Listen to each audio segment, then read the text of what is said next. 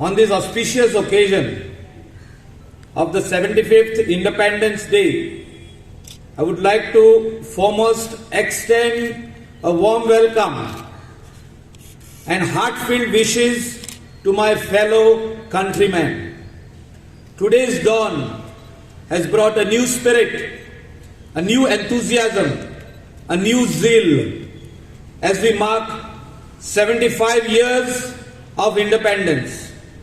With this new spirit, we move ahead, overcoming the second wave of COVID-19. And also, at the same time, we rejoice the great achievements of our sportsmen at the 2020 Tokyo Olympics.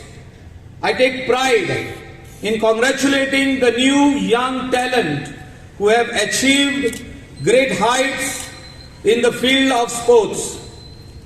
This Independence Day holds a lot of importance, not only as it marks this 75th year as an independent nation, but also because we came together as a nation to fight against the second wave of COVID-19. Today, while celebrating this Independence Day, we stand united and determined to overcome this pandemic.